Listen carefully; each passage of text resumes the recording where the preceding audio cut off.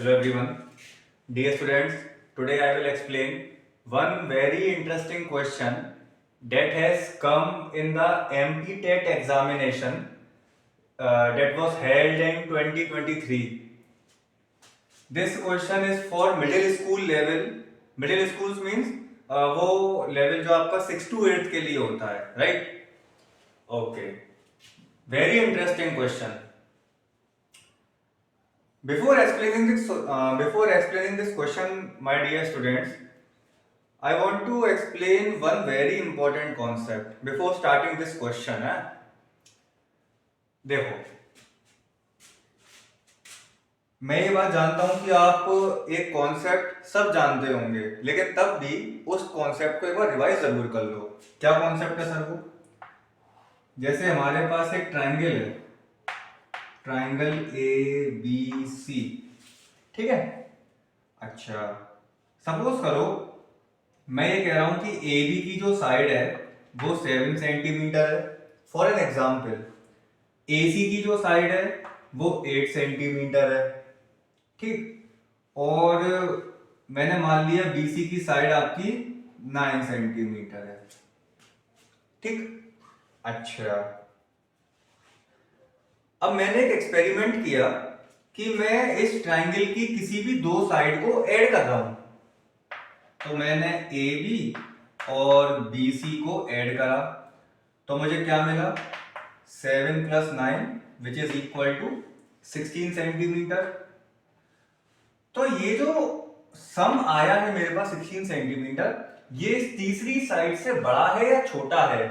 इसका value third side से छोटी है या बड़ी है? तो आंसर है कि इसकी वैल्यू सर थर्ड साइड से बड़ी है। अच्छा, क्या हमारी ऑब्जर्वेशन खाली AB और BC के लिए ही सही है? बाकी साइड्स के लिए सही नहीं हो सकती है? देखते हैं। फिर मैंने एक एक्सपेरिमेंट और करा, मैंने AB + AC को ऐड करा, AB और AC को। तो 7 + 8 which is equal to 15 centimetre. It is also greater than third side, it is also greater than the value of third side. तो यहां से हमने एक ऑब्जर्वेशन करी, इस ऑब्जर्वेशन से हमने क्या निकाला? एक रिजल्ट। ऑब्जर्वेशन करी नहीं, हमने एक रिजल्ट निकाला। क्या रिजल्ट निकाला? देखो कि AB, अगर मैं किसी भी एक ट्राइंगल की दो साइड्स का सम करूं, AB + AC, अगर मैं सम करता हूं, डेफिनेटली इसका वैल्यू जो आएगा वो थर्ड साइड से मींस BC से कैसा होगा? बड़ा होगा। कैसा होगा? बड़ा होगा। देखो सब दोनों केस में आ रहा है कि नहीं आ रहा है? ठीक है।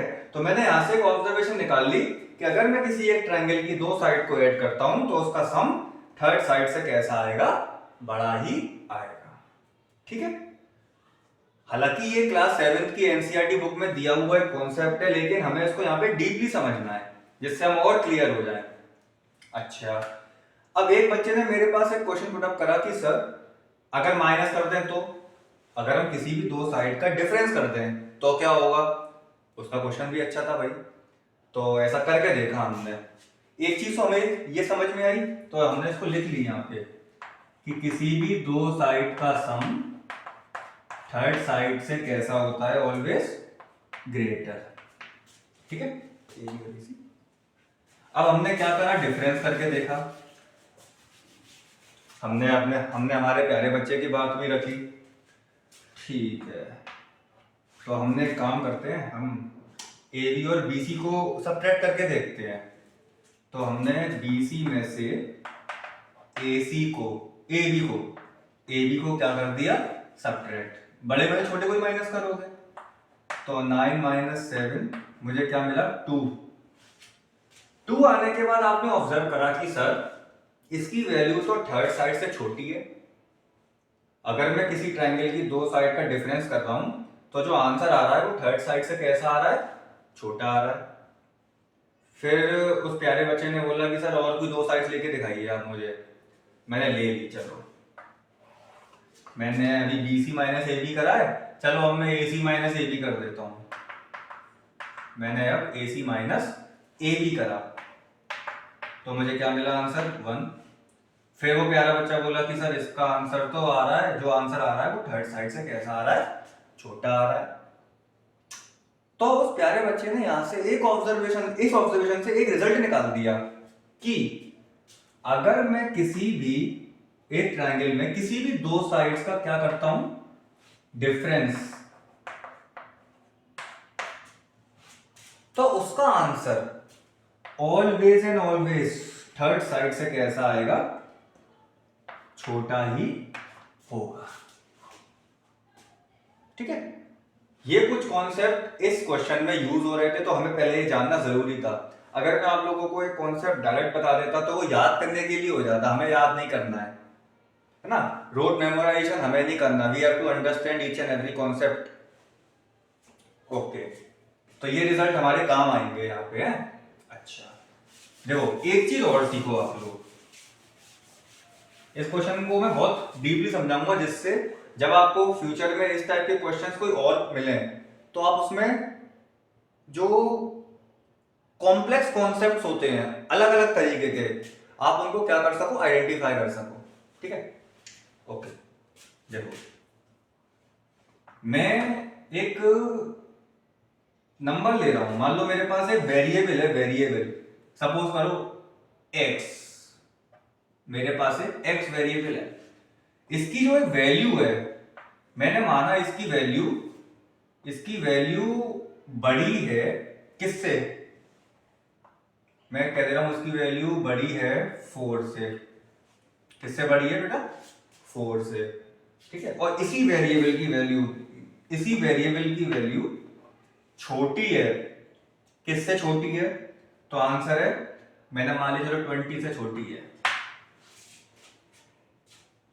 मैं इसकी एक्चुअल वैल्यू नहीं जानता हूं, पर हाँ एक वैल्यू है, उसको मैंने एक नाम दे दिया x, इसकी वैल्यू 4 से कैसी है, बड़ी है, लेकिन 20 से कैसी है, छोटी है। तो देखो मैथमेटिक्स में जब भी ऐसा हो कि अगर एक पर्टिकुलर वैल्यू, अननोन वेरिएबल, किसी एक वैल्यू से छोटा है, किसी एक वैल्यू से बड़ा है, या वही एक अननोन वेरिएबल किसी एक पर्टिकुलर वैल्यू से छोटा है, दोनों की कंपैरिजन चल रही हो किसी दो अलग अलग नंबरों से, इन्हीं की कंपैरिजन अगर दो अलग अलग नंबरों से चल रही है, तो इस पर्टिकुलर इनइक्वालिटी को, इक्वेशन नहीं, इनइक्वालिटी को एक तरीके से लिखा जाता है, एक सेट करके लिखा जाता है। कैसे लिखा जाता है, देखो इसको सीखो बहुत ध्यान से। कॉमन वेरिएबल क्या है यहाँ पे, x है, x का ही कंपैरिजन चल रहा है दोनों में, हाँ सर चल रहा है, तो हमने पहले लिख दिया x। ठीक है बेटे, अब बहुत ध्यान से समझना, x की वैल्यू छोटी किससे है, तो आंसर है 20 से, तो इसको तो मैं ऐसे लिख सकता हूं x इज लेस देन 20। लेकिन बड़ी किससे है, तो आंसर है, आप कहेंगे सर बड़ी जो है ना वो 4 से है, 4 से बड़ी है। अब वो जो ग्रेटर देन 4 है, मुझे यहीं पे फिक्स करना है, इसमें, इसी में। अब मैं कैसे करूंगा मालूम है, बहुत ध्यान से समझना इस चीज को। मैं इधर लेस देन का सिंबल लगाऊंगा, लेस देन का सिंबल, और यहां क्या लिख दूंगा, 4। सर ये क्या हुआ, ये क्या हुआ, एक बात बताओ, जैसे x इज ग्रेटर देन 4 है, तो क्या मैं इसको ऐसे लिख सकता हूं, 4 इज लेस देन x, उल्टा सोचो, हाँ लिख सकते हैं सर, बिल्कुल लिख सकते हैं। अगर मान लो 4 की वैल्यू बड़ी है किससे, 2 से, तो इसका मतलब 2 की वैल्यू छोटी है 4 से, बात तो एक ही है ना। तो इसको मैंने ऐसे लिख दिया, हाँ लिख दिया, बिल्कुल लिख सकते हैं। इसी चीज को मैंने यहां सेट कर दिया। अब आप कहोगे सर आपने इन दोनों इनइक्वेशन को एक सिंगल इनइक्वेशन में सेट कर दिया। अब देखो इसको कैसे पढ़ा जाएगा, इस x की वैल्यू छोटी है किससे, 20 से, लेकिन बड़ी है किससे, 4 से। सिंबल लेस देन का लग रहा है, लेकिन मैं कंपैरिजन उल्टा कर रहा हूं, x को एक्चुअल में कंपेयर करना चाह रहा हूं 4 से, लेकिन x की वैल्यू 4 से कैसी है, बड़ी है, उल्टा चल रहा हूं ना मैं, इसलिए ऐसे इस तरीके से।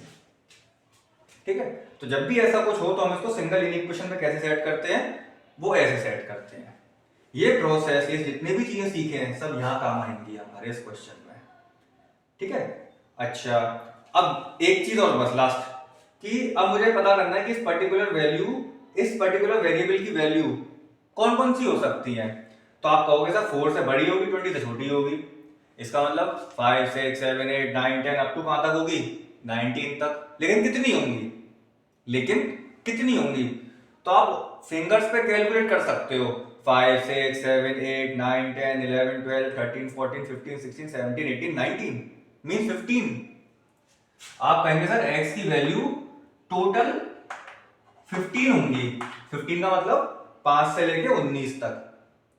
पर सोचो अगर यहां पे नंबर आ जाए बहुत बड़ा, मतलब बहुत बड़ा नंबर आ जाए 444 और 292, सोचो तो क्या फिंगर्स पे कैलकुलेट कर पाओगे, टाइम होगा इतना, नहीं होगा।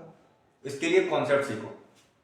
अगर हमें यह पता करना हो कि दो गिवन नंबर्स के बीच में कितने नंबर्स हैं, तो आप एक बात सोच रहे होंगे कि सर आप 20 में से 4 को माइनस करो, 16 होंगे। नहीं, 16 नहीं होंगे।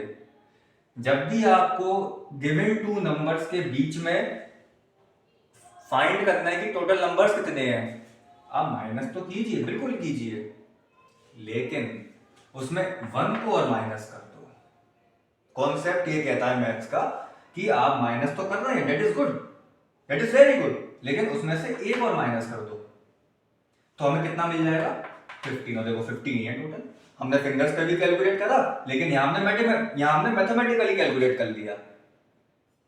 एक बार फिर से बता दे रहा हूं, अगर आपको दो गिवन नंबर्स के बीच में ये पता करना हो टोटल नंबर्स कितने हैं, तो बड़े में से छोटे को तो माइनस कर रहे हो, लेकिन उसमें से क्या और माइनस करो, 1 को। ठीक है, अब ये सारे कॉन्सेप्ट हम लगाएंगे इस क्वेश्चन में। अब हम रेडी हैं। अब मैं सबको रब कर देता हूं। देखो इस क्वेश्चन को मैं डायरेक्ट भी करवा सकता था प्यारे बच्चों, लेकिन कोई फायदा नहीं है, ठीक है, क्योंकि बहुत अच्छा क्वेश्चन है, सीरियसली बहुत अच्छा क्वेश्चन है। अब देखो क्वेश्चन ये कह रहा है, if two sides of a triangle are 326 centimetres and 429 centimetres. अरे बाप रे, मतलब हमारे पास एक ट्रायंगल है भाई ए बी सी, इसमें एक साइड की मेजरमेंट है 326 सेंटीमीटर। 326 सेंटीमीटर, इट मींस इतना बड़ा ट्रायंगल, और एक साइड की मेजरमेंट है 429 सेंटीमीटर। ट्रायंगल है क्या है, और थर्ड साइड पता नहीं। थर्ड साइड के बारे में एक बात कह रहा है कि third side is an integer. Integer अगर कह रहा है तो देखो it should be a zero, it should be negative and it should be positive, क्योंकि इंटीजर तो कॉम्बिनेशन होता है होल नंबर्स ऑफ पॉजिटिव का, whole numbers of positive numbers का। पर लेकिन साइड तो साइड इज ऑलवेज पॉजिटिव ना, सोचने वाली बात है। पर लेकिन मेजरमेंट नहीं दे रहा है इसका, तो मैंने मान लिया थर्ड साइड जो होगी वो कितनी होगी, 1 सेंटीमीटर की होगी। पर लेकिन एक बात है बेटा, इसकी वैल्यू इन दोनों से बड़ी भी हो सकती है और छोटी भी हो सकती है, ये मैं नहीं जानता, x है मतलब, ठीक है। अब आपसे ये कह रहा है find the number of different possible triangles, कि अगर मेरे पास x की कोई भी एक वैल्यू आ जाए, x की किस वैल्यू के लिए, x की किस वैल्यू के लिए कितने ट्रायंगल्स बन सकते हैं, कितने ऐसे ट्रायंगल्स बन सकते हैं जो इस पर्टिकुलर सिचुएशन को सेटिस्फाई करें। भाई पता नहीं, 857 है, 651 है, 576 है, 652 है, मतलब इतने ट्रायंगल्स बन सकते हैं, पता नहीं मुझे। इसका मतलब क्वेश्चन अच्छा है। अब तुम देखो ये होगा कैसे। देखो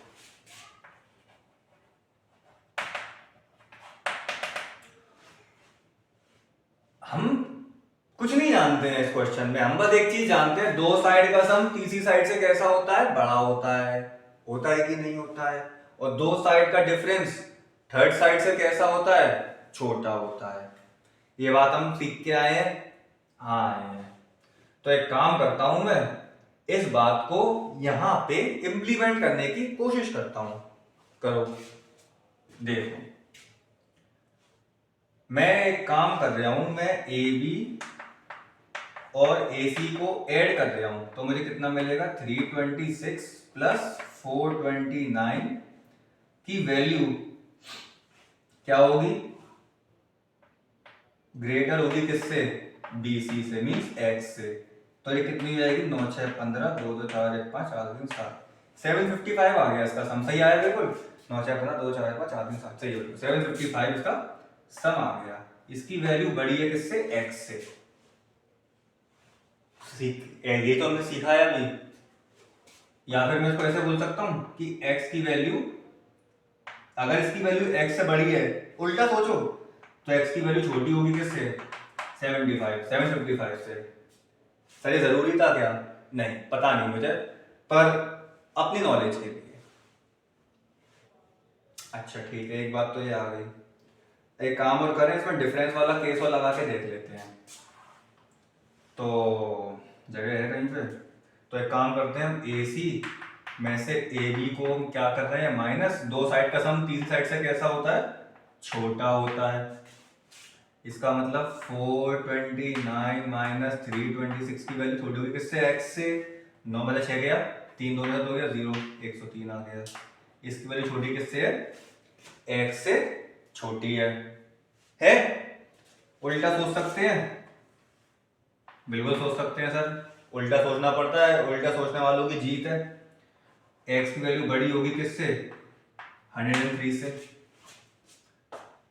है। ये कुछ मतलब अभी कुछ बातें निकल के आई हैं। अभी हमने एक चीज सीखा था, इन ऐसी दो इनइक्वालिटीज को कैसे सेट किया जाता है। ये मैं ट्रायंगल लगा रहा हूं, है। तो देखो, एक ही वेरिएबल का कंपैरिजन दो अलग अलग नंबरों से चल रहा है, एक ही वेरिएबल का कंपैरिजन दो अलग अलग नंबरों के साथ हो रहा है कि नहीं हो रहा है, तो आंसर है हो रहा है।